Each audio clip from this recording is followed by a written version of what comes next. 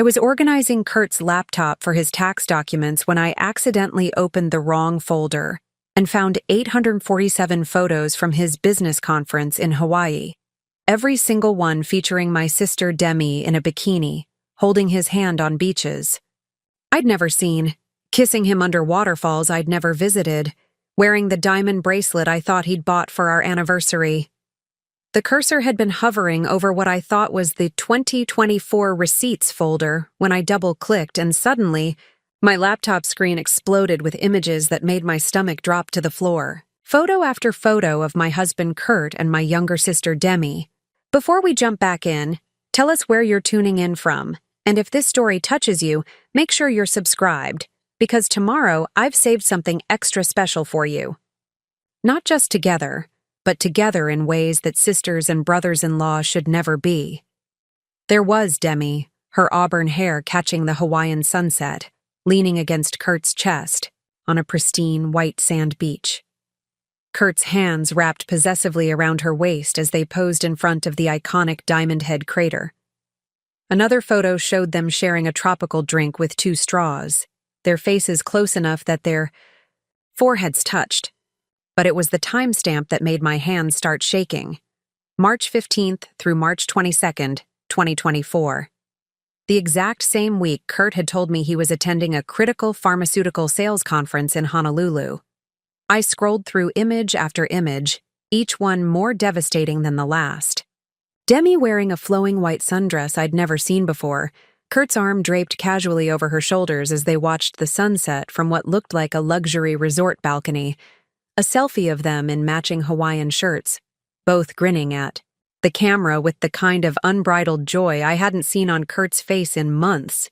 Photos of them snorkeling together, hiking together, dining at romantic oceanfront restaurants together. My breathing became shallow as I tried to process what I was seeing. These weren't accidental encounters or coincidental meetings. The photos showed an established couple, comfortable in their intimacy, familiar with each other's bodies and mannerisms. Kurt's hand naturally finding the small of Demi's back. Demi's fingers intertwined with his as they walked along the beach. The way they looked at each other in photo after photo, with genuine affection, desire, and what could only be described as love.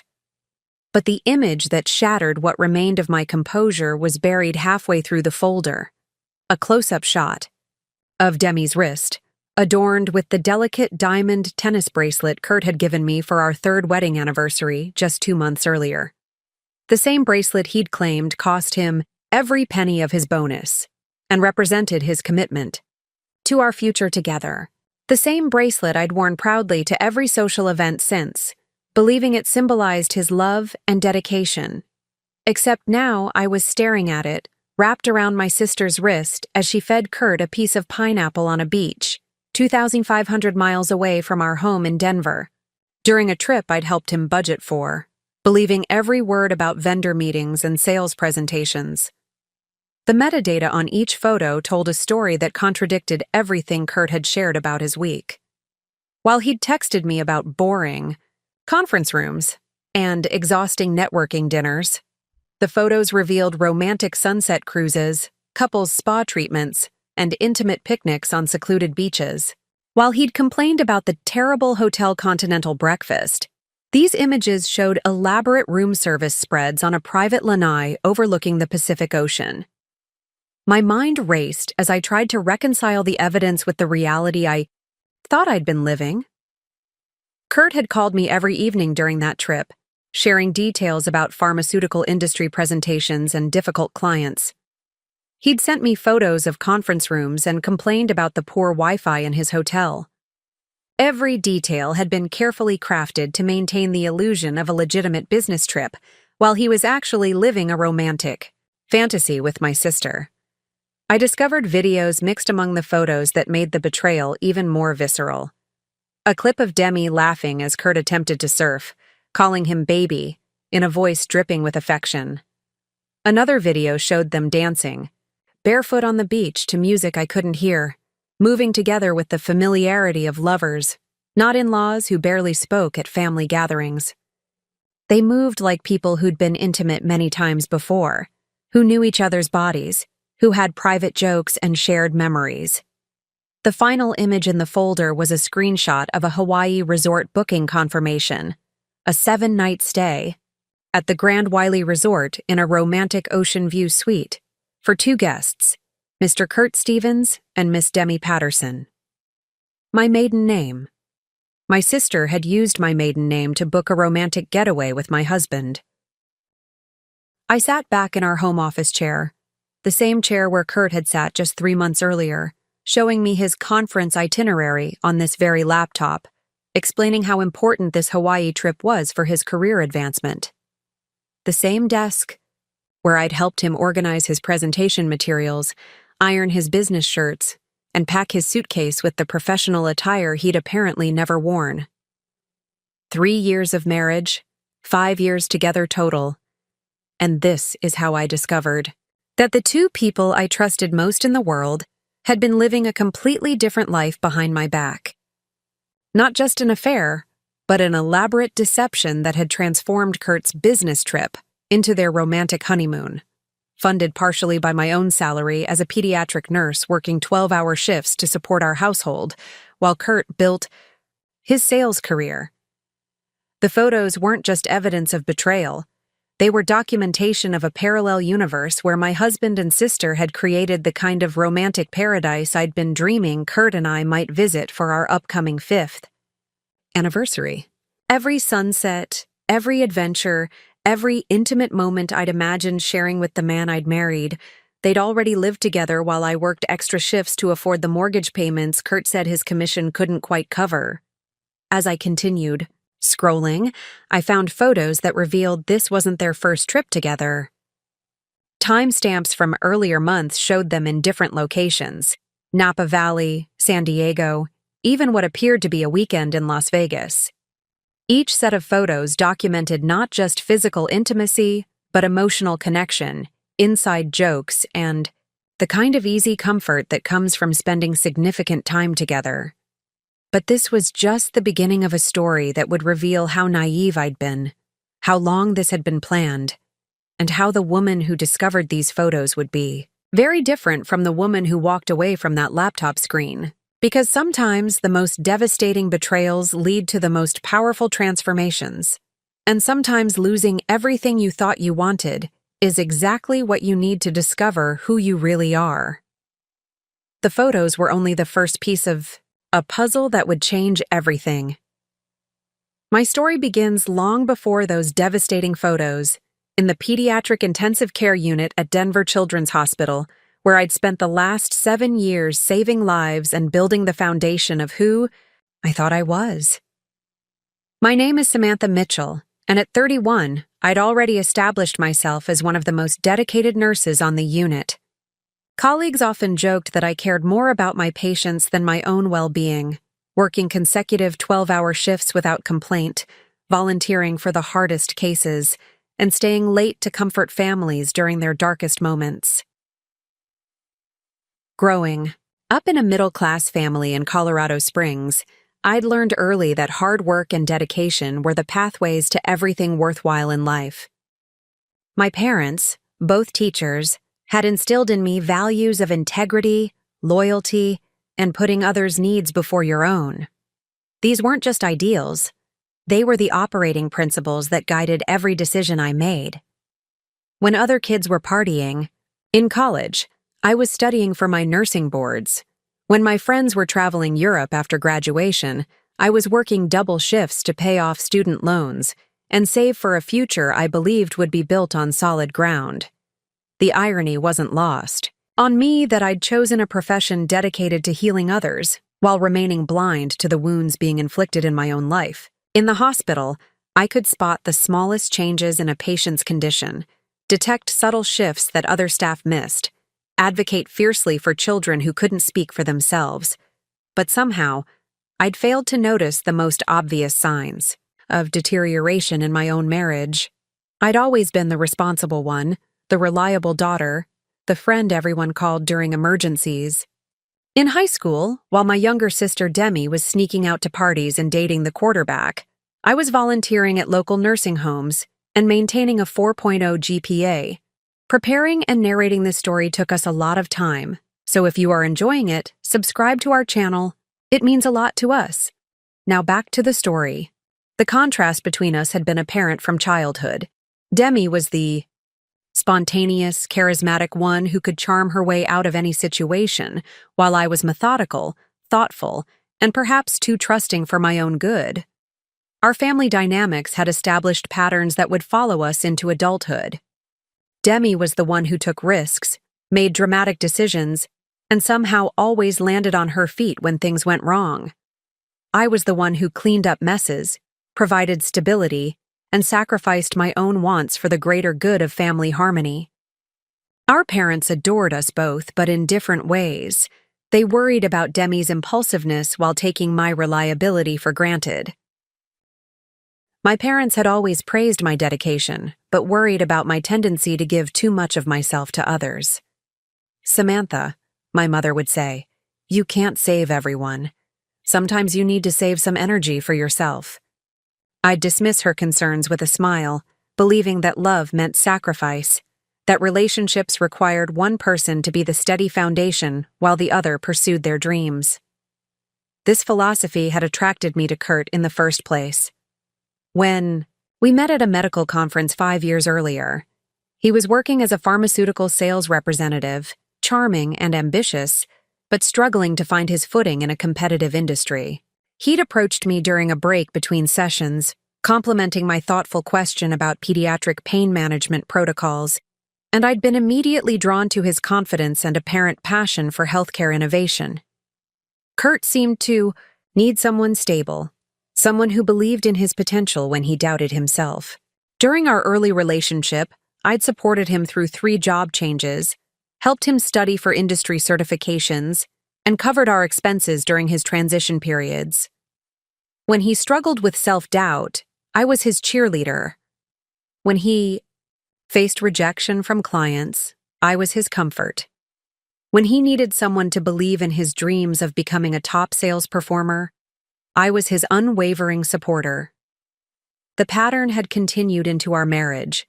I worked overtime to maintain our lifestyle while Kurt built his career. I handled all the household responsibilities while he traveled for work. I managed our finances, planned our social calendar, and maintained relationships with both our families while he focused on networking and professional development. I told myself this was temporary, that once Kurt established himself, we'd have the partnership I'd always imagined. My work at the hospital had become my sanctuary, the place where my nurturing instincts were appreciated and effective. I specialized in caring for children with chronic illnesses, families facing impossible decisions, situations that required the kind of emotional strength and dedication I naturally possessed. Parents would specifically request me for their children's care, knowing I'd advocate fiercely for the best outcomes. My supervisor had recently recommended me for a promotion to charge nurse, recognition that my 5 years of exceptional service hadn't gone unnoticed. The pediatric ICU was where I felt most myself, competent, valued, and making a genuine difference in the world. I could walk into a room full of worried parents and frightened children and somehow bring calm and hope. My colleagues respected my clinical judgment, parents trusted my care, and children responded to my gentle but confident presence. In those hospital halls, I knew exactly who I was and what I was worth. But even my professional success couldn't fill the growing emptiness in my personal life. Kurt and I had been trying to start a family for 2 years, and each month brought fresh disappointment. I'd undergone extensive fertility testing, modified my diet, tracked ovulation with scientific precision, and maintained optimism despite mounting evidence that conceiving naturally would be challenging. Kurt had been supportive but distant, participating in the medical appointments but seeming increasingly detached from the process. The fertility struggles had become another arena where I took responsibility for our shared disappointment. I researched treatments, scheduled appointments, managed medications, and bore the emotional weight of each failed cycle. Kurt would offer comfort when the pregnancy tests came back negative, but I could sense his frustration and wondered if he blamed me for our inability to conceive. Looking back now, I realized that my dedication to everyone else's well-being had blinded me to my own needs. I'd become so skilled at reading medical charts and patient symptoms that I'd lost the ability to assess my own life objectively. The same intuition that made me an exceptional nurse had somehow failed to protect me from the people closest to me. The woman who discovered those photos was someone who'd spent her entire adult life believing that love meant sacrifice, that loyalty was always rewarded, and that working hard enough could solve any problem. She was about to learn that sometimes the people you're fighting for are fighting against you. Kurt and I met during what should have been a routine medical conference in Phoenix, but turned into the beginning of everything I thought I wanted. I was attending sessions on pediatric pain management and family-centered care, while he was there representing his pharmaceutical company's new line of children's medications. It was April 2019, and I was 26, completely focused on advancing my nursing career and convinced that love would happen naturally when the right person appeared. He approached me during the coffee break after my presentation on reducing anxiety in young patients. I'd just finished answering questions from a group of physicians when this confident, well-dressed man with warm brown eyes and an easy smile appeared beside me. "That was brilliant," he said, extending his hand. "I'm Kurt Stevens, and I've been working in pediatric pharmaceuticals for 3 years, but I've never heard anyone explain the emotional component of healing so clearly." What struck me immediately wasn't just his appearance, though he was undeniably handsome in that polished, professional way, but his apparent genuine interest in the work I was passionate about. Most people, including some of my own family members, saw nursing as a stepping stone to something else or a fallback career. Kurt spoke about pediatric healthcare with the same reverence I felt, asking thoughtful questions about patient advocacy and family support systems. We ended up talking through the entire break and agreed to meet for dinner that evening. Over seafood at a downtown Phoenix restaurant, Kurt shared his background. He'd graduated from Colorado State University with a business degree, worked briefly in general sales, then transitioned to pharmaceutical sales because he wanted his work to have meaning. His father had died from cancer when Kurt was in college, and he'd been deeply affected by watching his family navigate the healthcare system during that difficult time. "I know I'm not the one directly caring for patients like you are," he said, leaning forward with an intensity that made my heart race. "But I want to make sure the medications that help kids feel better actually reach the people who need them most. Sales isn't just about numbers to me. It's about making sure families get access to treatments that can change their lives." I was completely captivated. Here was someone who understood that healthcare was about more than just technical skills or profit margins. It was about human connection and genuine care. When he asked about my work, he listened with the kind of focused attention I rarely received, asking follow-up questions about specific cases and seeming genuinely moved by the stories I shared about my young patients. The conference ended, but our connection didn't. Kurt lived in Denver, only 90 minutes from Colorado Springs where I was working at the time, and he made the drive to see me almost every weekend. He'd arrive with flowers from the farmer's market, takeout from whatever restaurant I'd mentioned wanting to try, and stories about his work week that made me feel included in his professional life. During those early months, Kurt seemed genuinely impressed by my dedication and work ethic.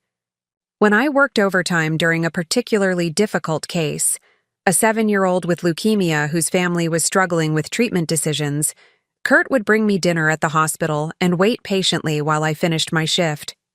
He'd ask about the children I cared for, remember their names and conditions, and celebrate with me when they reached important milestones in their recovery. "You're amazing, Samantha," he'd tell me after particularly challenging days. "The way you fight for these kids, the way you support their families, you're exactly the kind of person the world needs more of." His admiration felt genuine and earned based on seeing me at my most dedicated and passionate. Kurt's own work seemed demanding but rewarding.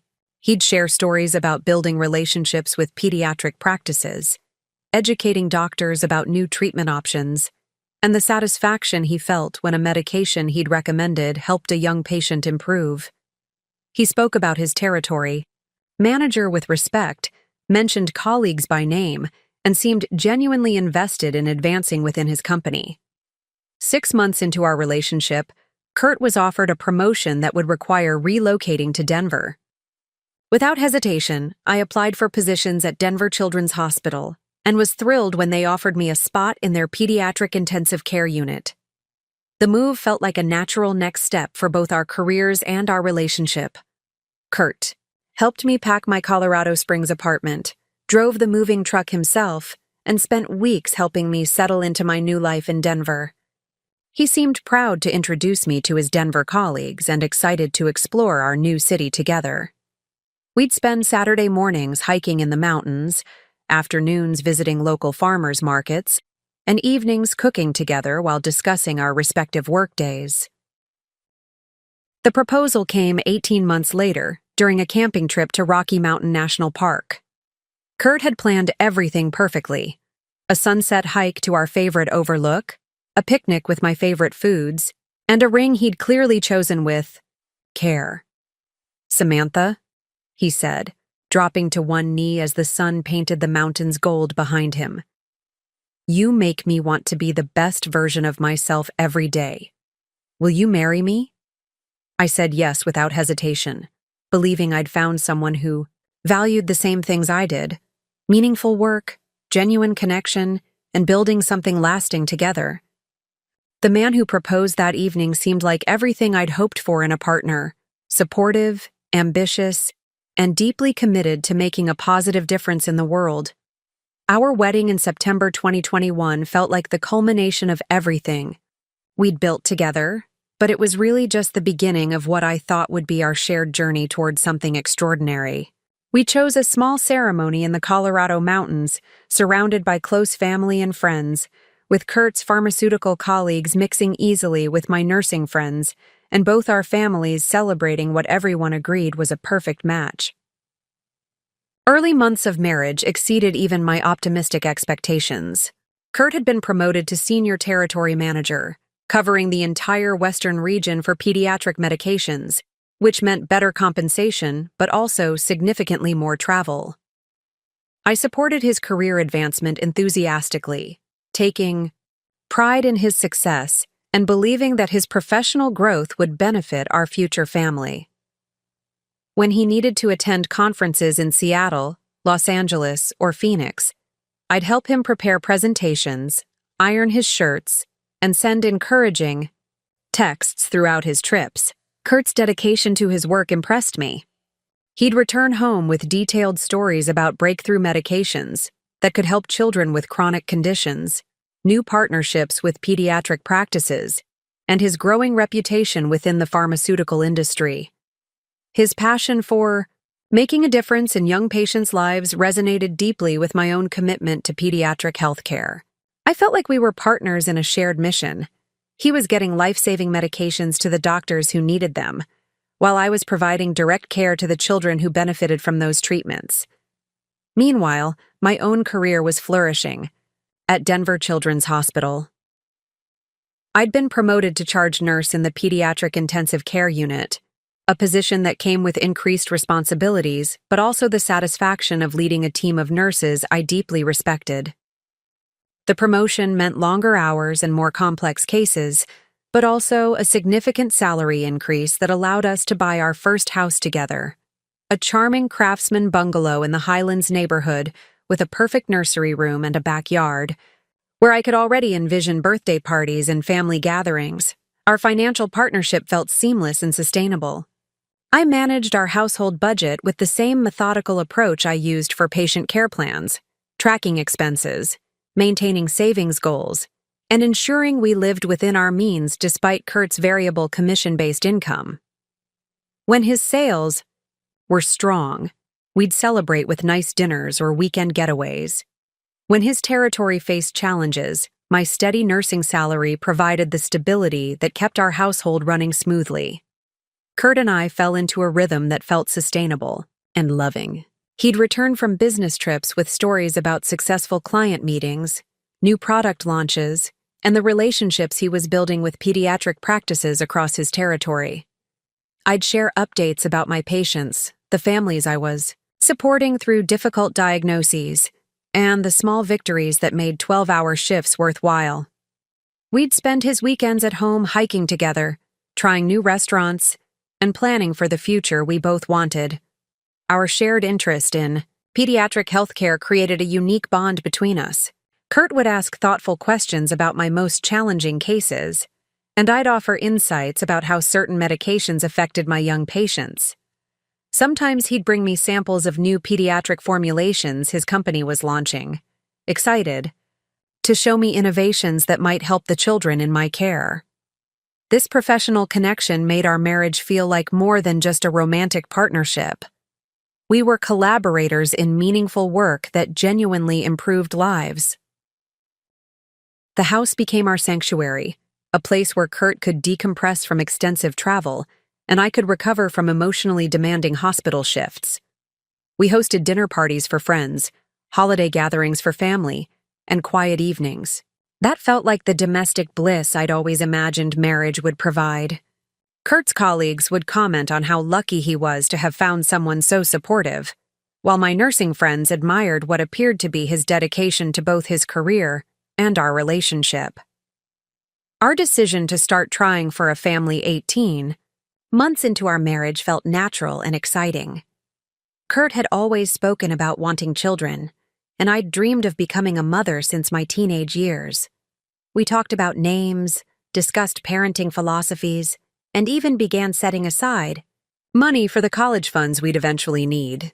Kurt seemed genuinely invested in the process, attending fertility consultations with me and maintaining optimism even when months passed without success. The fertility journey brought us closer together initially. Kurt would hold my hand during medical appointments, research treatment options alongside me, and provide emotional support during the monthly disappointments that became routine. He seemed as committed as I was to becoming parents, often talking about how our children would benefit from having parents who understood healthcare from both pharmaceutical and direct care perspectives. Looking back, I realize those 2 years represented the peak of my naivety, when I believed that working hard, loving deeply, and maintaining unwavering support would naturally result in the partnership I'd always wanted. I was building a life with someone I thought shared my values, someone who seemed to appreciate my dedication and reciprocate my commitment to our shared future. The foundation felt solid, the communication felt genuine, and the love felt real. I had no idea that even during those seemingly perfect months, Kurt was already beginning to plan a completely different future, one that didn't include me. The changes began so gradually that I almost convinced myself I was imagining them. It started in January 2024, when Kurt's travel schedule suddenly intensified beyond what seemed normal, even for someone covering the Western region.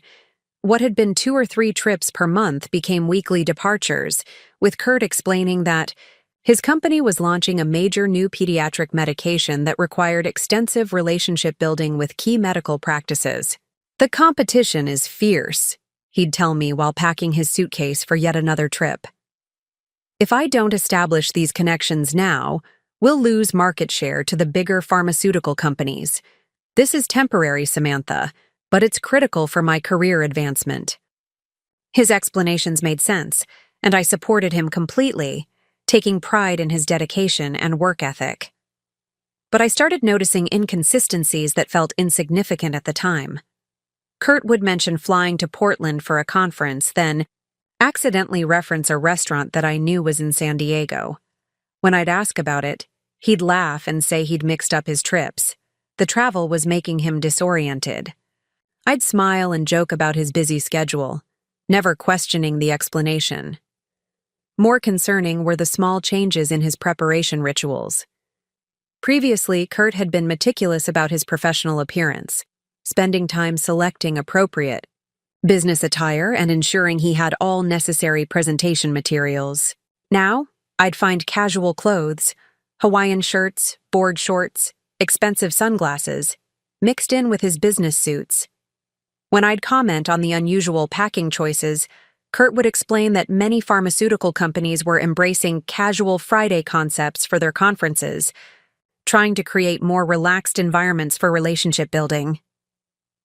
His communication patterns during these trips shifted in ways that seemed minor, but left me feeling slightly disconnected. Previously, Kurt would call me every evening from his hotel room, sharing details about his meetings, the doctors he'd spoken with, and the challenges he was facing in his territory. Now his calls became shorter and less frequent, often coming at odd times with background noise that didn't sound like hotel rooms. "Sorry, honey, I'm exhausted," he'd say when I'd try to engage him in longer conversations. "These West Coast clients are demanding and I'm spending 12 hours a day in meetings? Can we talk tomorrow when I'm back home?" I'd reassure him that I understood, encouraging him to get the rest he needed for his important work. The most troubling change was in Kurt's energy level and demeanor when he returned from these supposedly grueling business trips. Instead of appearing drained from intensive conference schedules and difficult client negotiations, he seemed refreshed and energized, almost glowing with the kind of vitality that suggested relaxation rather than professional stress. His skin would be noticeably tan, which he'd attribute to outdoor networking events or hotel fitness facilities with UV therapy equipment. "You know how these pharmaceutical companies try to impress us," he'd say, unpacking clothes that smelled like coconut sunscreen rather than hotel laundry detergent. They had this whole wellness component built into the conference. I probably should have mentioned it, but I didn't want you to think I was having fun while you were working so hard at the hospital.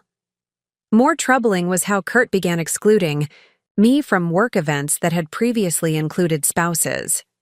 For 3 years, I'd attended his company's annual sales conference, quarterly dinner parties, and holiday celebrations, building relationships with his colleagues and their partners.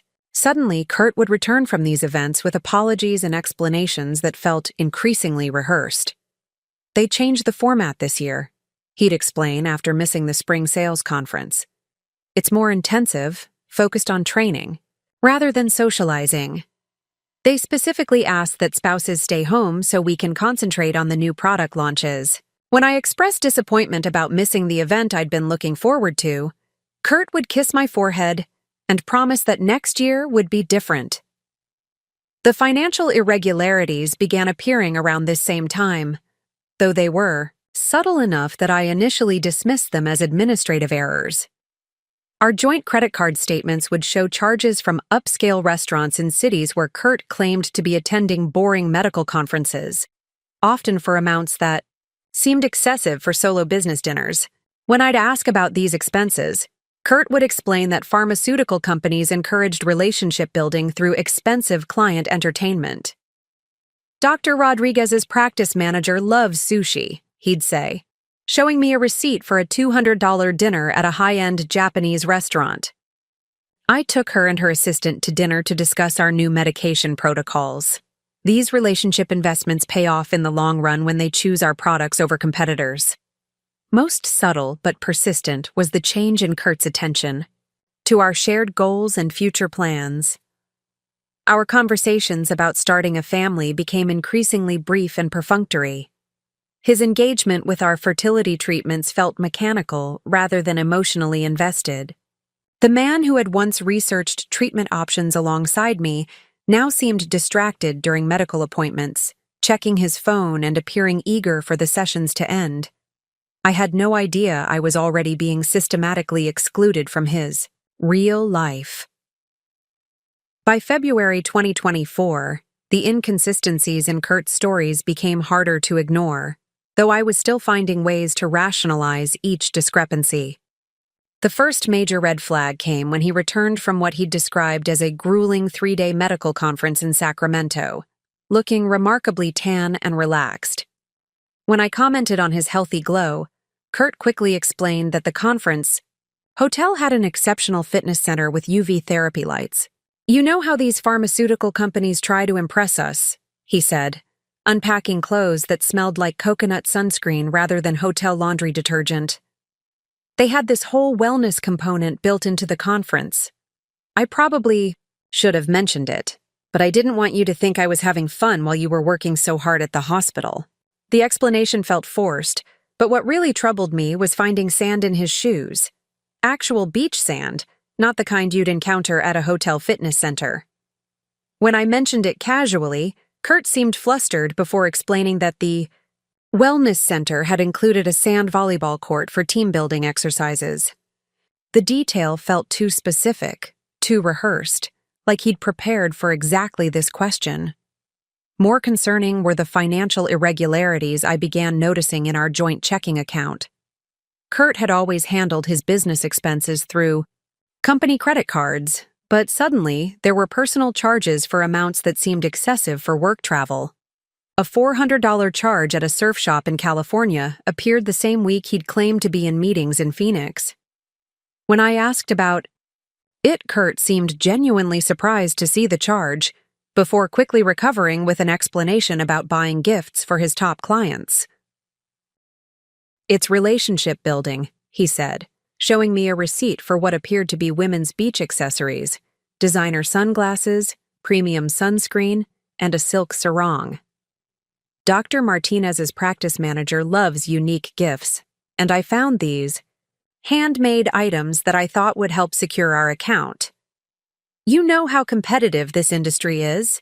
Sometimes you have to go above and beyond. The explanation felt increasingly hollow, especially when similar charges began appearing regularly. Expensive dinners for two at romantic restaurants in cities where Kurt claimed to be attending solo conferences, charges at luxury spas during supposed intensive training seminars, a $600 charge at a high-end lingerie boutique in San Diego that Kurt dismissively explained as a gift card for my territory assistant's birthday. What unsettled me most was discovering that Kurt had been in frequent contact with my sister Demi, something that seemed completely out of character for both of them. They'd never been particularly close, polite at family gatherings, but rarely speaking otherwise. When I noticed Demi's name appearing frequently in Kurt's text messages, often late at night or early in the morning, I asked about their sudden friendship. "Oh, she's been asking me about travel recommendations," Kurt said, casually, but something in his tone felt rehearsed. "You know how Demi is always planning her next adventure. She wanted advice about West Coast destinations since I'm traveling there so much for work. I've been sharing some of the great places I've discovered during my business trips." The explanation made sense on the surface. Demi had always been spontaneous about travel, and Kurt had indeed been visiting many beautiful locations for work.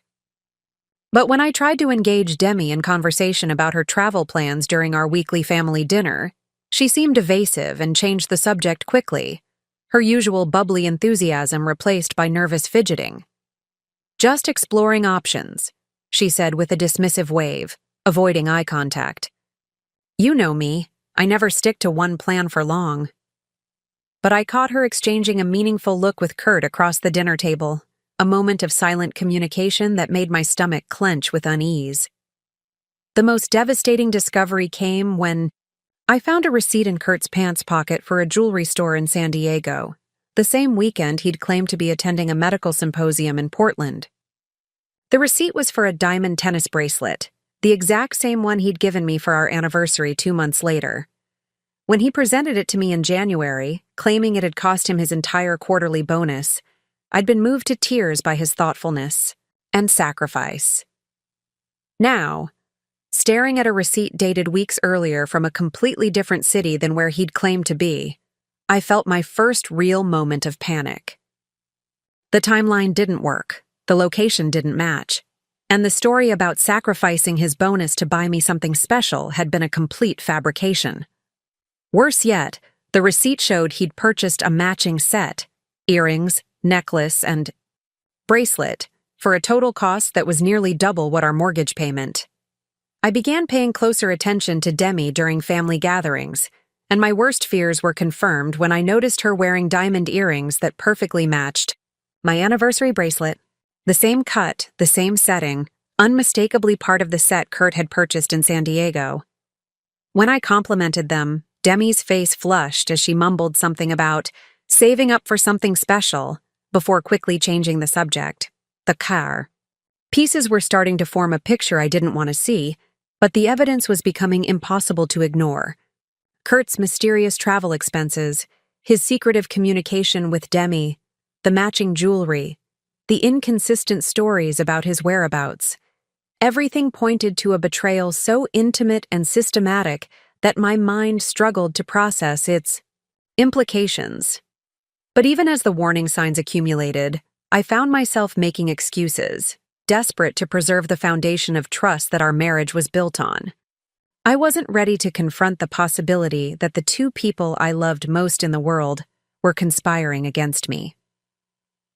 March 2024 marked the beginning of what I now recognize as Kurt's systematic campaign to isolate me from his professional and personal life. The exclusion was so gradual and seemingly logical that I found myself accepting each new boundary without questioning the larger pattern that was emerging. The first major exclusion came when Kurt announced that his company's annual Hawaii conference would be executives only for the first time in its history.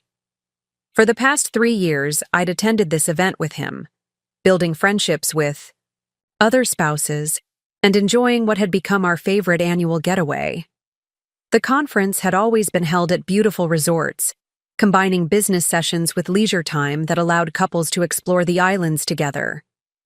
"I'm devastated about this, Samantha," Kurt said, showing me what appeared to be an official company email about the policy change. Corporate decided that spouses are too much of a distraction from the intensive training they're planning. It's going to be 12-hour days of product education and territory planning. They're even scheduling working dinners every night. The email looked legitimate, with official letterhead and corporate language about maximizing productivity and focusing on strategic initiatives. When I expressed disappointment about missing the trip I'd been looking forward to for months, Kurt seemed genuinely sympathetic. "I know this is unfair to you," he said, pulling me into what felt like a genuinely regretful embrace. I tried to argue with my territory manager about it, but the decision came from corporate headquarters. If I pushed back too hard, it could affect my standing in the company. "You understand, right?" I did understand, or thought I did. Corporate policies changed, and Kurt's career advancement was important for our future. I supported his decision to attend alone, even helping him pack for what he described as an intensive week of meetings and training sessions. But Kurt's exclusion tactics extended beyond just this conference. He began receiving confidential phone calls that required him to step outside or into another room, something that had never happened before. When I'd ask about these mysterious conversations, Kurt would explain that his company had implemented new privacy protocols due to competitive intelligence concerns. "The pharmaceutical industry has become incredibly cutthroat," he'd tell me after ending yet another private call. "Companies are trying to steal each other's client lists and marketing strategies. We've been instructed not to discuss business details in front of anyone who doesn't have security clearance, even family members." This explanation felt reasonable given what I knew about corporate competition, but it meant that Kurt's work life became completely opaque to me. Previously, he'd shared stories about difficult clients, successful presentations, and workplace dynamics. Now, his professional experiences were locked behind a wall of supposed company security requirements. Most isolating was Kurt's sudden discomfort with my presence during his work-from-home days. Our house had always been a space where Kurt felt comfortable taking business calls from his home office, occasionally asking for my input on presentation materials or client relationship strategies. Now, he'd ask me to run errands or visit friends, whenever he had important calls scheduled. "It's not that I don't trust you," he'd explain apologetically, "but if corporate found out that family members were overhearing sensitive business conversations, it could violate my confidentiality agreement. I can't risk losing my job over a technicality." The explanations always sounded reasonable, and Kurt's apparent reluctance to implement these new boundaries made them feel imposed rather than chosen. I began spending more time at the hospital, picking up extra shifts and focusing on my own career advancement to fill the growing void in our shared domestic life. I had no idea that each of these exclusions was clearing the way for a completely different life Kurt was building without me. The isolation I was experiencing began taking a profound toll on my emotional well-being, though I struggled to articulate exactly what was wrong. By early spring 2024, I felt like I was living with a stranger who happened to share my last name and mortgage payments. The confident, nurturing woman who had thrived in both her marriage and career was slowly being replaced by someone I barely recognized, anxious, self-doubting, and constantly walking on eggshells. My work at the hospital, which had always been my source of strength and purpose, became the only place where I felt like myself. But even there, colleagues began commenting on changes they noticed in my demeanor. "You seem distracted lately," my supervisor mentioned during a routine evaluation. "Is everything okay at home?" I found myself making excuses for Kurt's absence, from hospital social events, family gatherings, and the community activities we'd previously enjoyed together. The hardest part was the gaslighting effect of Kurt's explanations. Every time I voiced a concern or questioned an inconsistency, he had a reasonable response that made me feel petty and suspicious for even asking. When I mentioned feeling disconnected from his work life, he'd remind me about the new corporate security policies. When I expressed loneliness about his increased travel, he'd emphasize how temporary the situation was and how much he appreciated my patience. "You're the most understanding wife in the world," he'd tell me during the brief moments when he seemed fully present. "I know this is hard on you, and I hate that my job is creating distance between us, but everything I'm doing is for our future, for the family we want to build together." These reassurances. The hardest part was the gaslighting effect of Kurt's explanations. Every time I voiced a concern or questioned an inconsistency, he had a reasonable response that made me feel petty and suspicious for even asking. When I mentioned feeling disconnected from his work life, he'd remind me about the new corporate security policies. When I expressed loneliness about his increased travel, he'd emphasize how temporary the situation was and how much he appreciated my patience. "You're the most understanding wife in the world," he'd tell me during the brief moments when he seemed fully present. "I know this is hard on you, and I hate that my job is creating distance between us, but everything I'm doing is for our future, for the family we want to build together." These reassurances would temporarily ease my anxiety, but the underlying problems remained. Kurt's physical presence in our home felt increasingly like a performance. He'd go through the motions of domestic life, sharing meals, watching television, together, asking about my day. But something essential was missing. The emotional intimacy that had defined our relationship seemed to evaporate whenever I tried to engage him in deeper conversations about our future, our fertility struggles, or even just our daily experiences. Sleep became elusive as I lay next to someone who felt like a stranger. Kurt would fall asleep easily after his long days of client meetings, while I stared at the ceiling wondering when our marriage had become so hollow. I started questioning my own perceptions, wondering if the demanding nature of my job was making me hypersensitive to normal relationship challenges. The fertility treatments we'd been pursuing became another source of emotional strain. Kurt continued attending appointments with me, but his engagement felt mechanical rather than emotionally invested. When our reproductive endocrinologist discussed more aggressive treatment options, Kurt would nod appropriately and ask reasonable questions, but I could sense his detachment from the process. "Maybe we should take a break from the treatments," he suggested, after a particularly disappointing cycle. "You're under so much stress with work and everything. Maybe if we just relax and let things happen naturally." His suggestion felt like abandonment rather than support, another way he was distancing himself from our shared goals. I began losing weight without trying.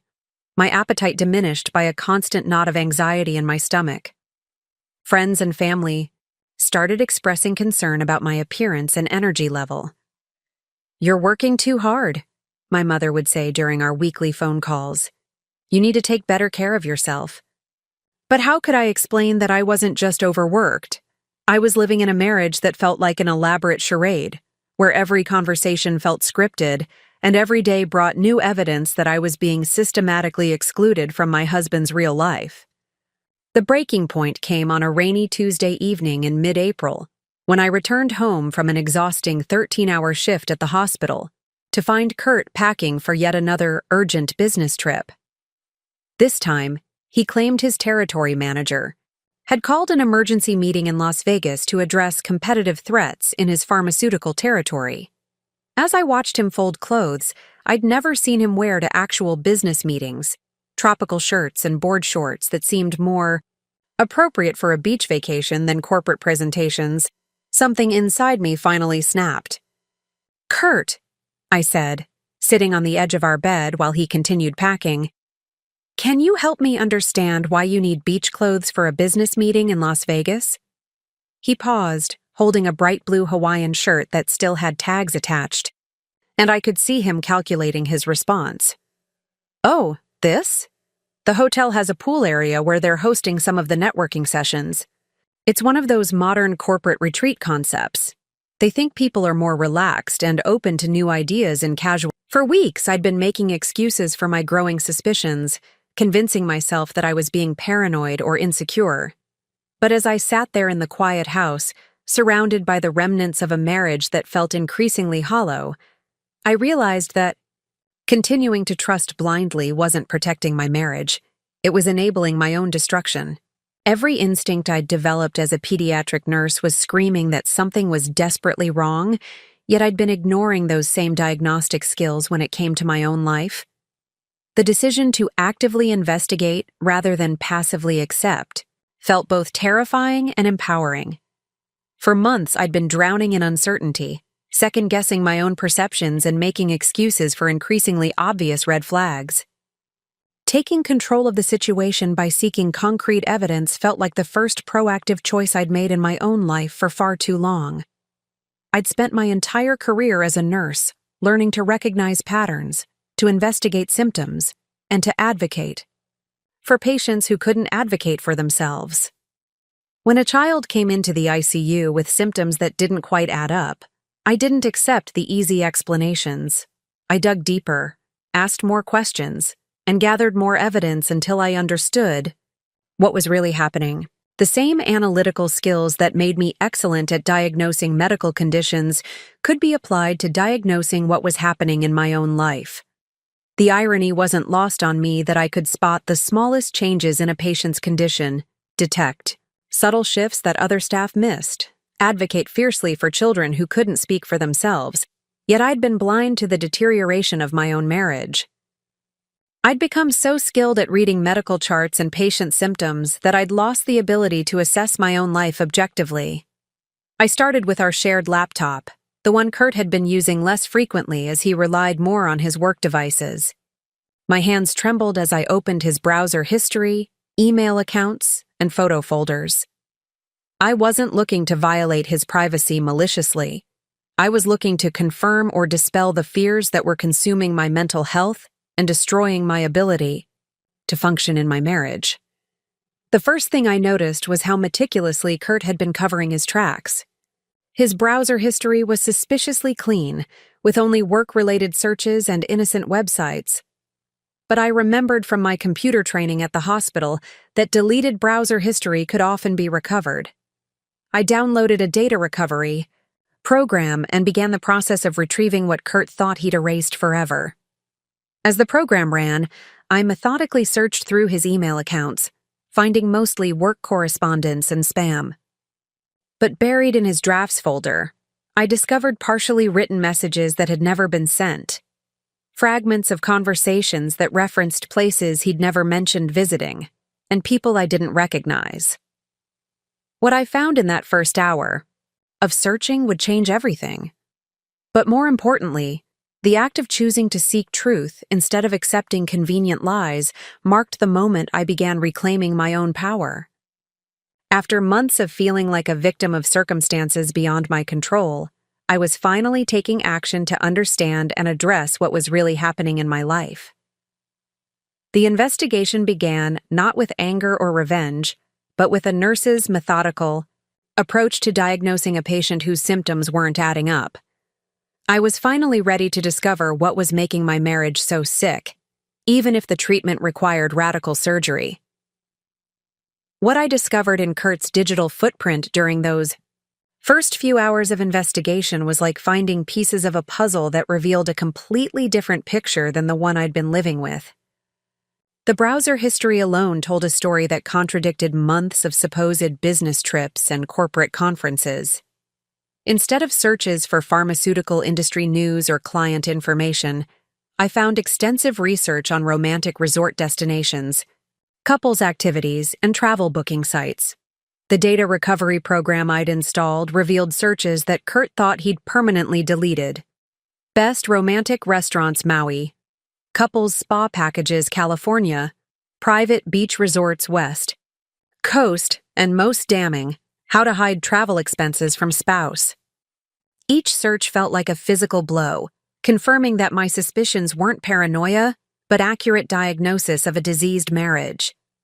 The most damning evidence came from his saved bookmarks folder, carelessly labeled work research, but containing links to luxury vacation rentals in Maui, couples spa packages in Napa Valley, and romantic restaurants in San Diego, all destinations that coincided with his supposed business trips. When I cross-referenced these bookmarks with his travel dates, the pattern became undeniable. Kurt hadn't been attending medical conferences, he'd been planning romantic getaways.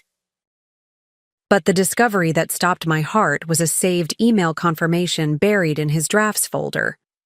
A booking for 2 people at a luxury beachfront resort in Oahu for the exact dates of his upcoming Las Vegas business meeting. The reservation was under his name, with a second guest listed as D. Patterson, my sister's name and my maiden name. They weren't just having an affair. They were using my own family name to book their romantic escapes. I screenshot every piece of evidence with methodical precision, my nursing training taking over as I documented symptoms of a disease that was destroying my marriage. Credit card. Statements showed charges at jewelry stores in cities where Kurt claimed to be attending boring medical conferences. Restaurant receipts revealed expensive dinners for 2 at romantic establishments during trips, when he'd told me he was eating alone in hotel rooms after long conference days. The financial evidence was staggering in its scope. Kurt had been using our joint credit cards to fund an entirely separate lifestyle, but he'd been clever about it, spacing out the charges, mixing them with legitimate expenses, and using cash advances to avoid itemized receipts. I found charges for lingerie at expensive boutiques, couples massage packages, champagne and strawberry room service orders, and even what appeared to be jewelry purchases that I'd never received. The most devastating discovery came when I found a hidden folder of photos on our shared cloud storage account, images Kurt had apparently forgotten to delete or thought I'd never find.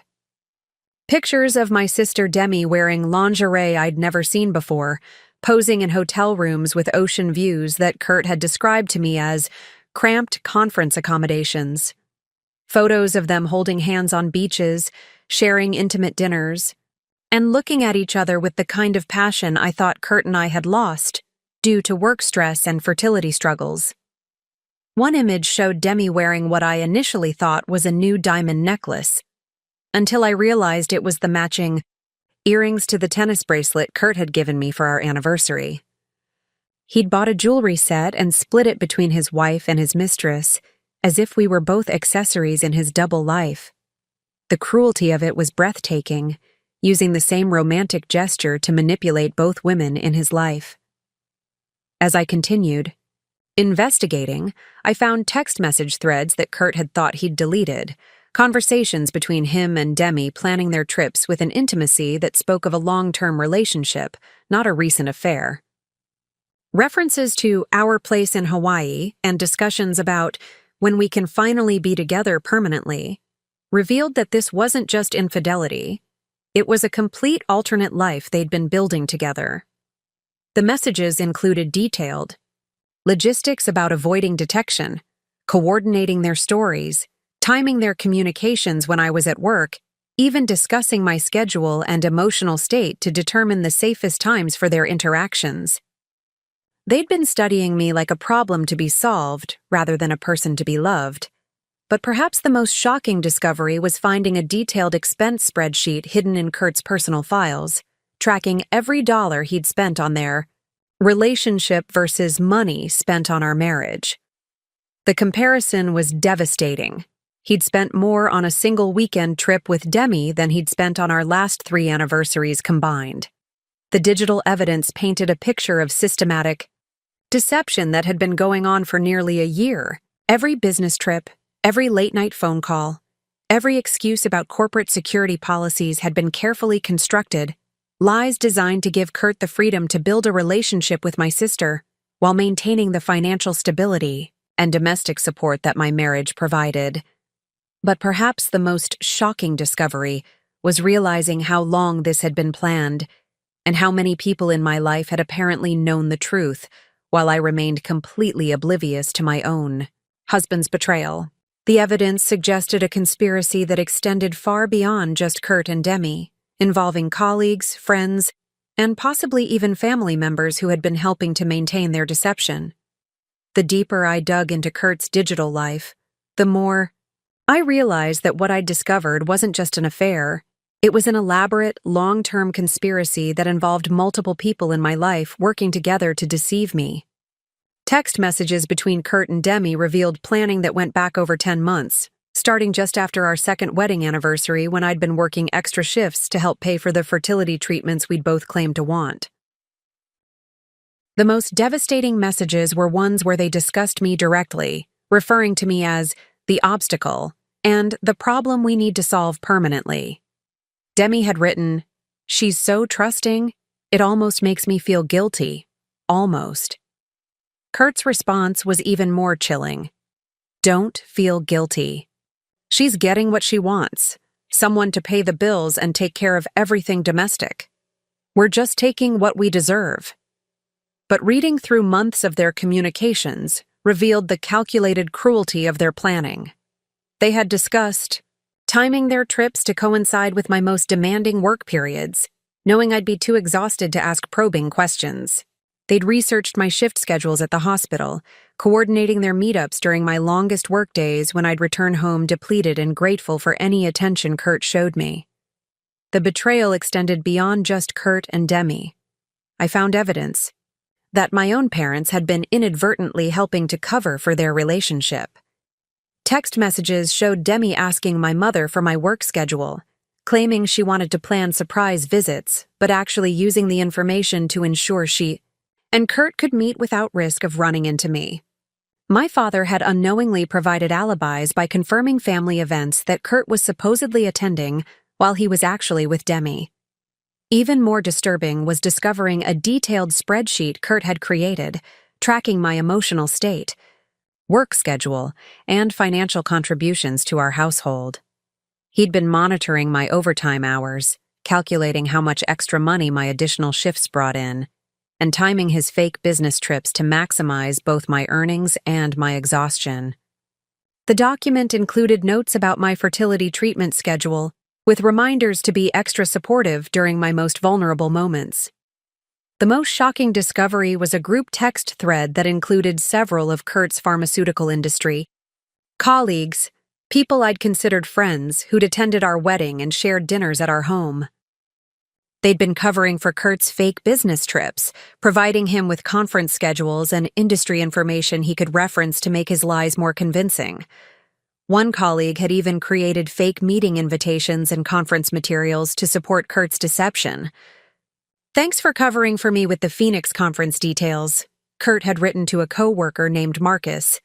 "Samantha bought the whole story. You guys are lifesavers." Marcus replied, "Just remember us when you're living your best life in Hawaii permanently. Some of us are stuck in actual pharmaceutical sales hell." Another colleague, Jennifer, had added, "At least someone's getting a happy ending out of this industry. Don't forget the little people when you're sipping Mai Tais on the beach." The phrase, living your best life in Hawaii permanently made my blood run cold. This wasn't just about having an affair. They were planning to relocate together, apparently, using money they'd been systematically extracting from our joint accounts. I found evidence of a Hawaii bank account that Kurt had opened using our address, but listing himself as single, with deposits that matched withdrawals from our savings account that he'd explained as business investments. The financial deception was breathtakingly sophisticated. Kurt had been creating fake invoices for non-existent business expenses, complete with professional logos and detailed line items. He'd established relationships with several travel booking sites using different email addresses to create false paper trails for his supposed conferences. The Hawaii resort bookings were made through a complex system of gift cards and prepaid credit cards to avoid direct charges to our joint accounts. Even more devastating was discovering that the fertility struggles that had been causing me so much emotional pain were being used as part of their long-term strategy. Text messages revealed that Kurt had been sabotaging our attempts to conceive, secretly disposing of fertility medications and skipping doses of supplements our doctor had prescribed for him. The longer she thinks it's just bad luck, the more time we have to plan our exit strategy, he'd written to Demi.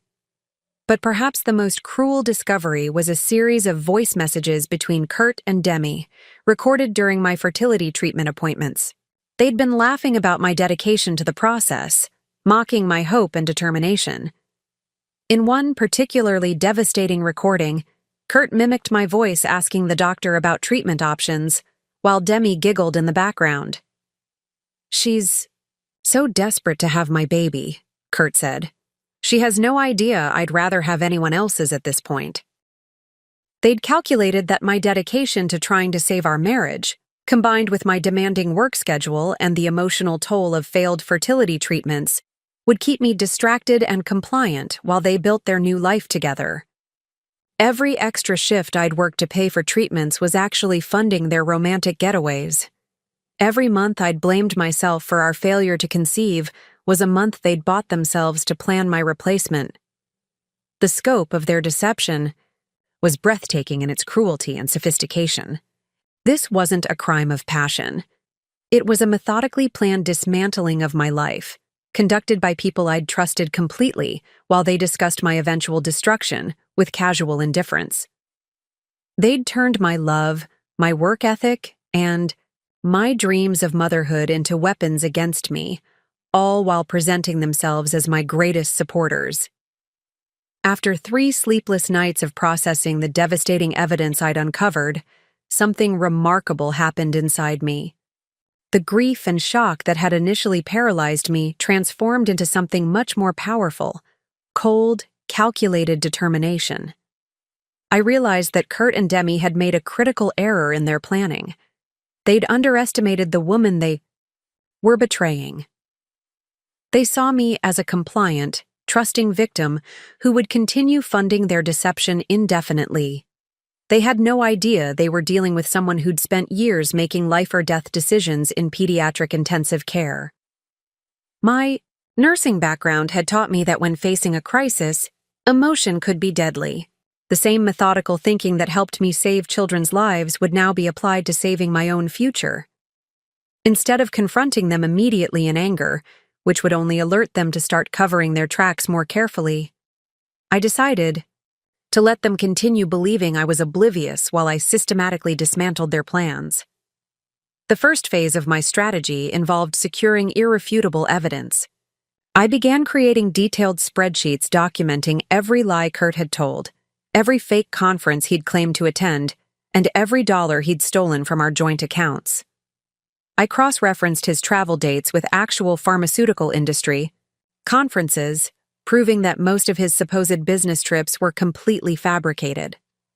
I printed screenshots of their text conversations, financial records, and even researched the hotels where they'd stayed, discovering that many bookings were made under romantic packages rather than business rates. Next, I quietly secured my financial assets. Over several weeks, I gradually transferred money from our joint accounts into a personal savings account they didn't know existed, timing the withdrawals to coincide with my regular paychecks so they'd appear as normal spending. I documented every fraudulent charge Kurt had made, every withdrawal for their secret trips, and every lie he'd told about business expenses. My methodical record-keeping would become crucial evidence later, but more importantly, it protected my financial future from their continued theft. I also began gathering testimonial evidence by having casual conversations with Kurt's pharmaceutical colleagues at industry events, asking innocent questions about conference schedules and company policies. What I learned confirmed my suspicions. Most of the conferences Kurt claimed to attend either didn't exist or had completely different dates and locations than what he'd told me.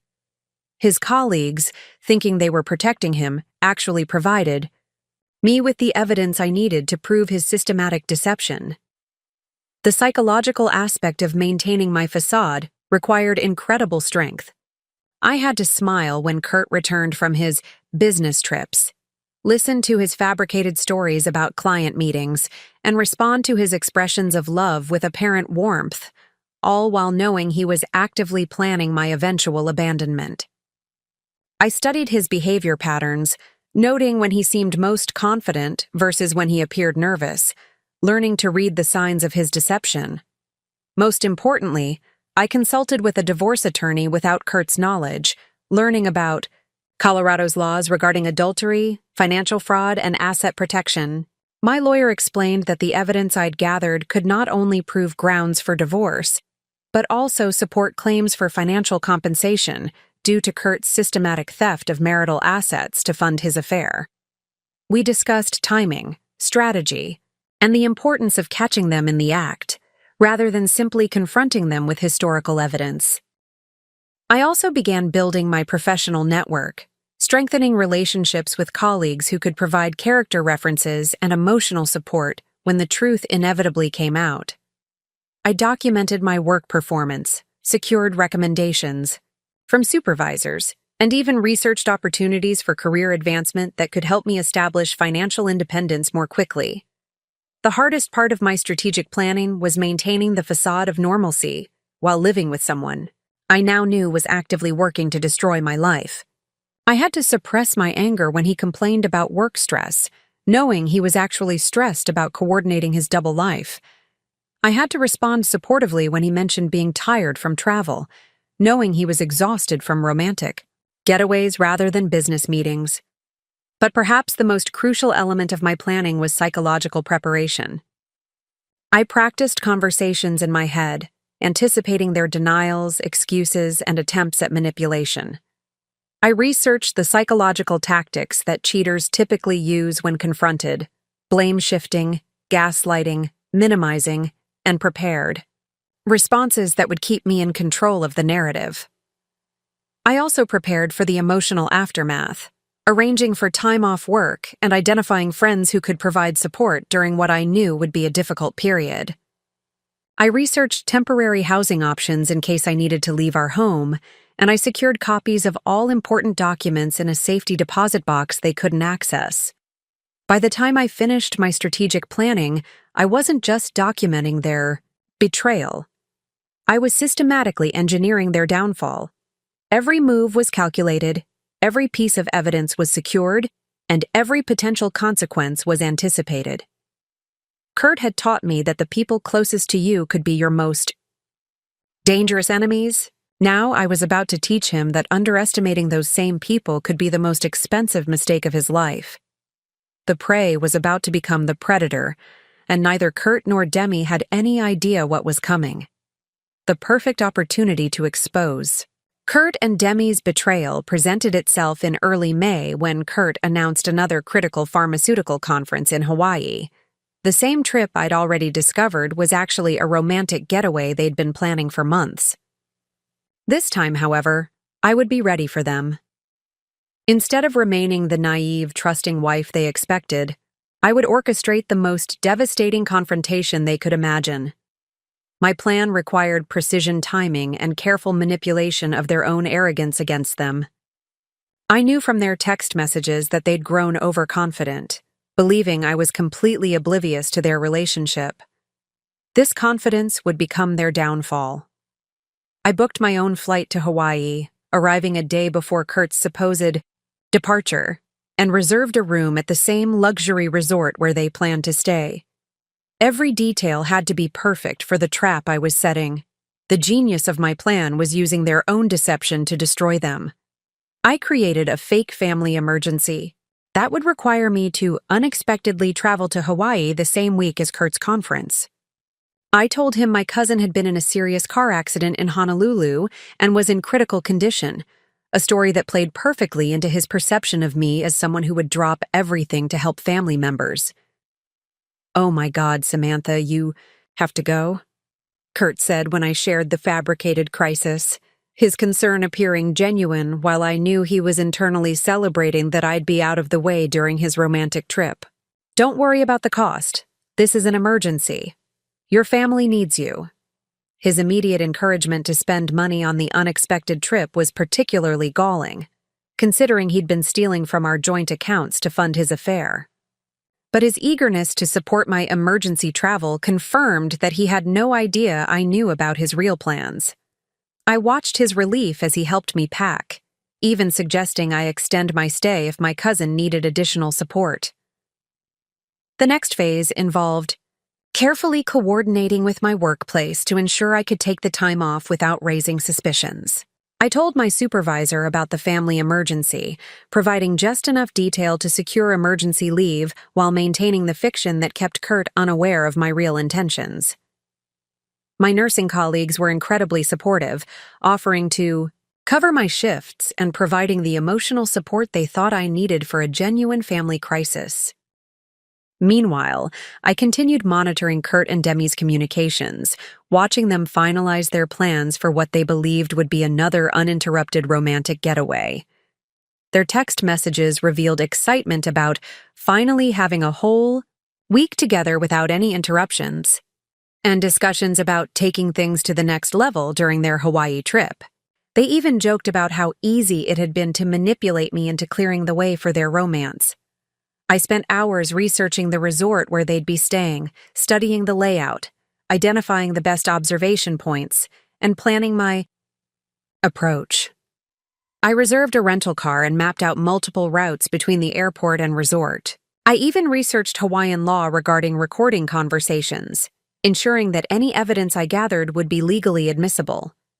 The most damaging evidence came when I discovered they were planning to use this trip to make permanent decisions about their future together. Text messages revealed they intended to look at real estate, potentially purchasing property in Hawaii where they could relocate permanently after divorcing me and liquidating our shared assets. They'd already contacted a realtor and scheduled viewings at oceanfront condominiums that cost more than Kurt's annual salary. I also discovered that this Hawaii trip was intended to be their engagement vacation. Kurt had purchased an engagement ring using money stolen from our joint savings account and planned to propose to Demi on the beach where they'd first kissed during a previous trip. The ring was hidden in our bedroom closet, in a box labeled conference materials that I found while searching for additional evidence. On the morning of my departure for Hawaii, I played my role perfectly, the devoted wife reluctantly leaving, her husband to attend to a family emergency, grateful for his understanding and support.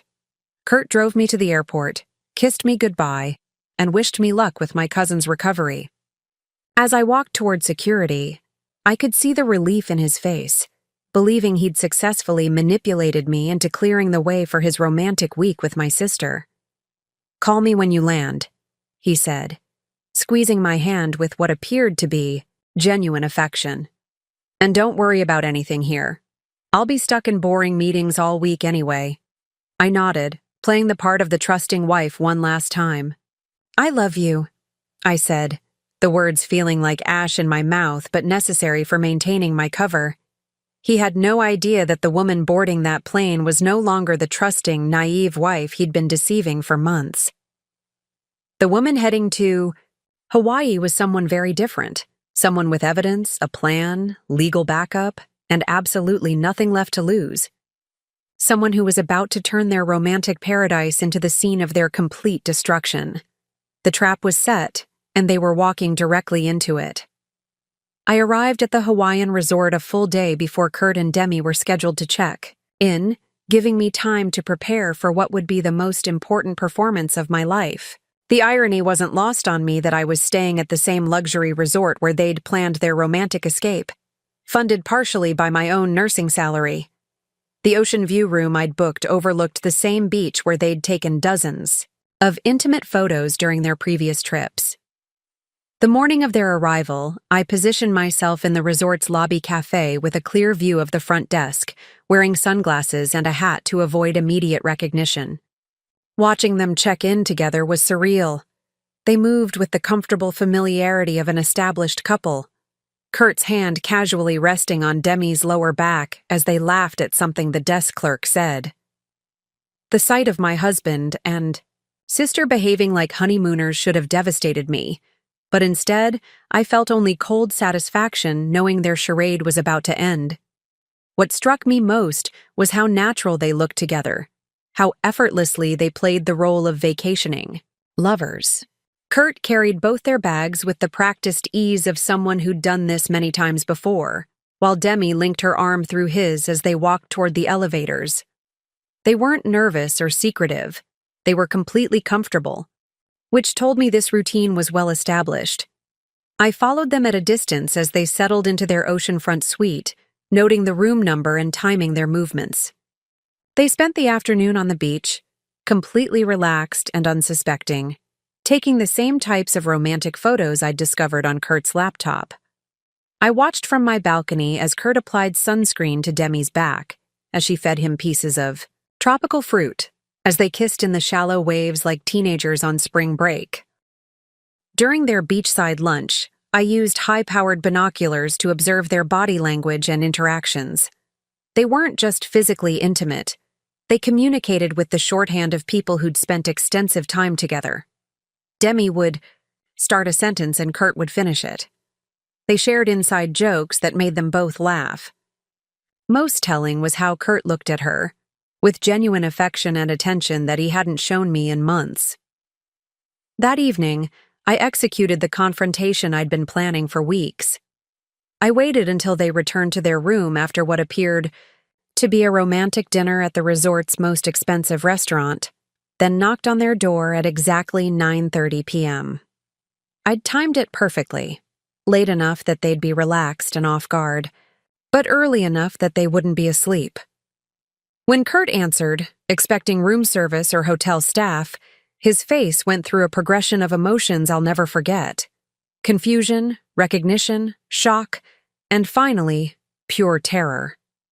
For a moment, he seemed frozen, his mouth opening and closing wordlessly as his brain struggled to process what was happening.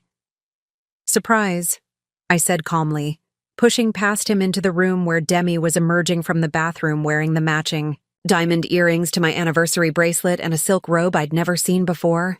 "I thought I'd join you for your pharmaceutical conference." The silence that followed was deafening. Demi's face went completely white, her hand instinctively moving to cover the earrings, as if that could somehow make them disappear. Kurt started stammering explanations that made no sense, his pharmaceutical sales training failing him completely in this moment of crisis. "Samantha, this isn't... The conference got canceled and Demi was already here for vacation." His voice trailed off as he realized how ridiculous he sounded. "Stop," I said, pulling out my phone and showing them the screenshots of their text messages I'd compiled into a devastating slideshow. "I know about everything.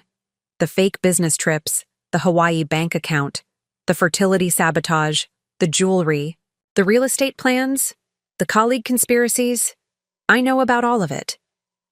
As I scrolled through the evidence, their expressions shifted from denial to resignation to panic. The text messages where they called me the obstacle, the photos of their previous trips, the financial records showing Kurt's systematic theft from our joint accounts, the voice recordings of them mocking my fertility struggles, all of it, displayed on my phone screen like a prosecutor's closing argument. "I've been documenting everything for months," I continued, my voice steady despite the magnitude of the moment. "My lawyer has copies of all of this. The divorce papers are already filed. The joint accounts are frozen, and both of your employers will be receiving copies of these conversations tomorrow morning, along with evidence of fraud and professional misconduct. Kurt tried to speak, but I wasn't finished. You see, while you two were playing house with my money and laughing about my naivety, I was doing what I do best, methodically diagnosing a problem and implementing a treatment plan. You thought you were so clever, planning my destruction? Well, I funded your romance, but you made one critical mistake. You underestimated exactly who you were betraying. The room fell silent except for the sound of waves crashing outside their romantic oceanfront suite, the same waves that had provided the soundtrack to their secret affair, now witnessing the end of their elaborate deception. What followed my revelation was perhaps more satisfying than the confrontation itself. Watching two people who had orchestrated such an elaborate deception completely fall apart when faced with the consequences of their actions. Kurt immediately tried to shift into damage control mode, his pharmaceutical sales training kicking in as he attempted to negotiate his way out of an impossible situation. "Samantha, please, we can work this out," he said, his voice taking on the desperate tone I'd heard him use with difficult clients. "This doesn't have to destroy everything we've built together. We can go to counseling, we can fix this. I made a mistake, but I still love you." The audacity was breathtaking. Here was a man who had been systematically stealing from our joint accounts, sabotaging our fertility treatments, and planning to abandon me after liquidating our shared assets, now suggesting we could simply fix our marriage through therapy. His sales persona was crumbling as he realized that his usual charm and persuasion tactics were powerless against documented evidence. Demi's reaction was even more revealing. Instead of showing remorse or attempting to apologize, she became defensive and angry, as if I was the one who had wronged her by discovering their betrayal. "You have no right to spy on us," she snapped, her face flushed with indignation. "What Kurt and I have is real love, not some convenient arrangement like your marriage. You're just upset because someone finally chose happiness over your controlling behavior." "Real love," I repeated calmly, pulling up the text messages where they discussed using me as their personal ATM while planning my emotional destruction. "Is that what you call systematically stealing money from someone who trusted you both completely? Is that what you call sabotaging fertility treatments while laughing about my desperation to have children?"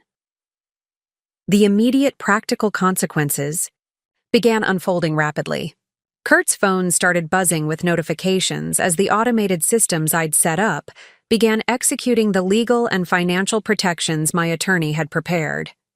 His access to our joint credit cards was revoked, his name was removed from our mortgage account, and his employer received an email detailing his use of fake business conferences to conduct an extramarital affair. "You can't do this," Kurt said, frantically checking his phone as notification after notification confirmed that his comfortable life was disappearing in real time. "Those accounts are in both our names. You can't just freeze everything without warning." "Actually, I can," I replied, showing him the legal documentation my lawyer had prepared. "Colorado law is very clear about protecting assets when one spouse is committing fraud. Every dollar you stole for your romantic getaways is documented and will be recovered with interest. Your colleagues who helped create fake conference materials will be facing their own professional consequences." As Kurt's phone continued buzzing, I could see the reality of his situation sinking in. His pharmaceutical company's HR department had received a detailed report about his fraudulent expense claims and misuse of company resources. His territory manager was being copied on emails showing how he'd lied about conference attendance. The professional network he'd spent years building was about to learn exactly what kind of person he really was. Demi tried a different approach, appealing to our supposed sisterly bond while tears began streaming down her face. "Maddie, please. You don't understand how complicated this situation is. Kurt and I never meant for this to happen. We tried to fight our feelings, but sometimes love just takes over. Can't you find it in your heart to forgive us? We're still family." "Don't," I interrupted, my voice cutting through her manipulative explanation. Don't you dare try to romanticize what you've done. You didn't fall in love despite yourselves. You planned this systematically for almost a year while I worked extra shifts to pay for fertility treatments that my own husband was sabotaging. You used our parents as unwitting accomplices. You mocked my pain during the most vulnerable moments of my life, and you celebrated each success in your deception. The reality of their situation was beginning to sink in. Their romantic Hawaii getaway had become the scene of their complete exposure. The resort suite they'd booked for a week of celebration had become a crime scene where their elaborate deception was finally unraveling. Other guests could probably hear the commotion through the thin walls, adding public humiliation to their private catastrophe. Kurt made one final desperate attempt at negotiation. What do you want? Money? The house? Just tell me what it will take to keep this private. Think about your reputation, your career. Do you really want everyone to know about this? I smiled for the first time since entering their room, an expression of genuine satisfaction rather than happiness. I want justice, and thanks to your own arrogance and my documentation, I'm going to get it. As for my reputation, I'm not the one who's been living a lie for the past year. I'm the one who discovered the truth and had the courage to act on it. The woman who had funded their betrayal with her nursing salary, who had supported Kurt's fake career advancement, who had blamed herself for fertility struggles that were being deliberately caused, that woman was gone. In her place stood someone who had transformed pain into power, betrayal into strategic thinking, and love into the strength to demand better. The months following my confrontation in Hawaii brought a whirlwind of legal proceedings, financial recovery, and personal transformation that exceeded even my most optimistic expectations. The meticulous documentation I'd gathered proved invaluable. In court, where Kurt's systematic fraud and financial deception resulted in a divorce settlement that not only restored everything he'd stolen, but awarded me significant additional compensation for his breach of fiduciary duty as a spouse. Kurt's professional life collapsed almost immediately. His pharmaceutical company, horrified to discover that one of their senior territory managers had been using fake conferences to conduct an affair, terminated his employment within 48 hours of receiving my evidence. The industry is smaller than most people realize, and word of his deception spread quickly among competitors, effectively blacklisting him from pharmaceutical sales permanently. The man who had once bragged about his career prospects was now struggling to find employment in any field that required trust or integrity.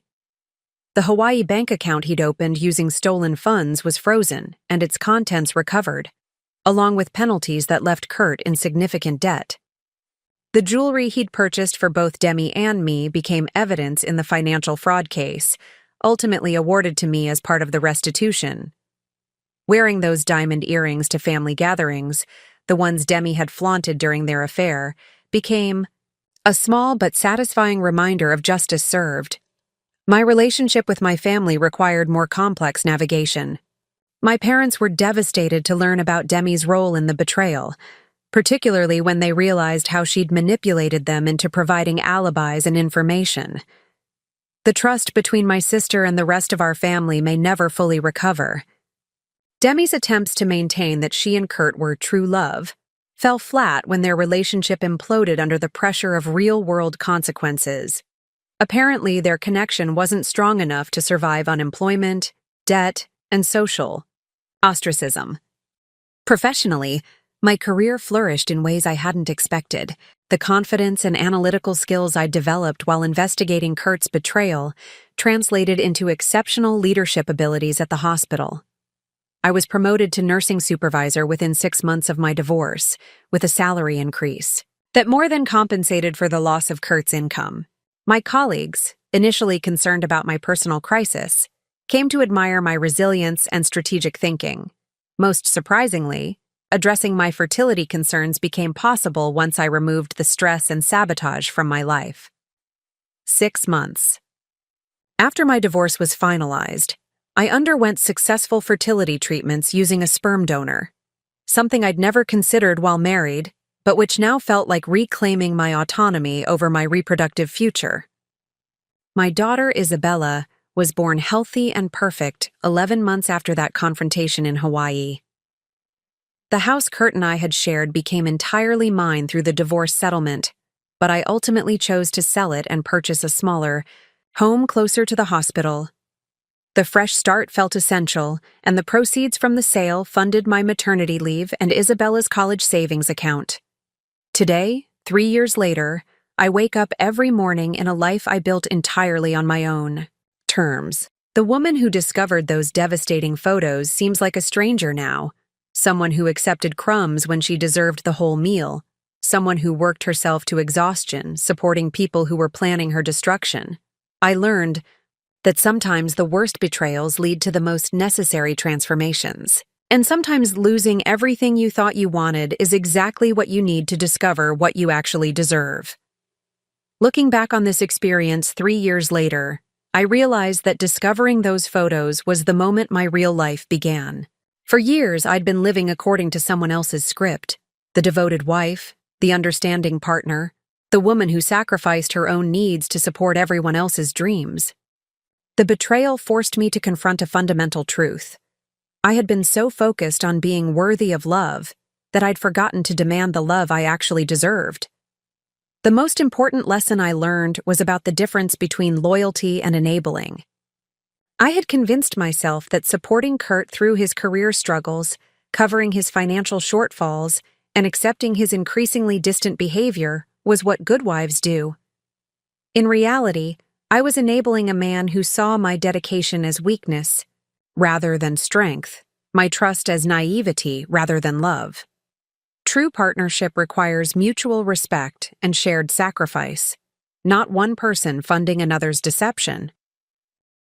I also learned to trust my instincts again. For months, I had felt that something was wrong in my marriage, but I'd dismissed those feelings as paranoia or insecurity. My nursing training had taught me to recognize symptoms and investigate inconsistencies, yet I'd ignored those same skills when it came to diagnosing my own relationship. Now I understand that the voice telling you something isn't right is usually correct, and ignoring it only delays the inevitable while allowing more damage to be done. Perhaps most importantly, I discovered that strength isn't about enduring betrayal. It's about having the courage to walk away when someone shows you who they really are. The old Samantha would have tried to save her marriage even after discovering the affair, believing that love meant fighting for relationships no matter how toxic they became. The woman I am today knows that sometimes loving yourself means refusing to accept treatment that falls below your standards. My advice to anyone facing a similar situation is this: document everything, trust your instincts, and remember that you deserve better than scraps of affection from people who should be giving you their whole hearts. Don't make excuses for behavior that requires excuses. Don't rationalize away red flags because you're afraid of being alone. And most importantly, don't allow anyone to convince you that your standards are too high. Raise them higher. The woman who discovered those Hawaii photos was so focused on saving everyone else that she was slowly disappearing. The woman I am today understands that you can't save people who don't want to be saved, and you can't love people into treating you well. What you can do is build a life so fulfilling that anyone who wants to be part of it has to add value, not subtract it. Isabella is growing up watching a mother who chose herself over settling, who built a career and life on her own terms, who turned betrayal into transformation. She'll never see me accepting less than I deserve, because she needs to learn early that her worth isn't negotiable. The photos that shattered my world ultimately saved my life. Sometimes the worst thing that happens to you is actually the best thing. It just takes time to see the difference. Today, I'm grateful for every moment of that devastating discovery, because it led me to a life I never knew I wanted, with a strength I never knew I had. The betrayal ended my marriage, but it began my real life. And that life is more beautiful than any lie I was living before. Up next, you've got 2 more standout stories right on your screen. If this one hit the mark, you won't want to pass these up. Just click and check them out. And don't forget to subscribe and turn on the notification bell so you don't miss any upload from us.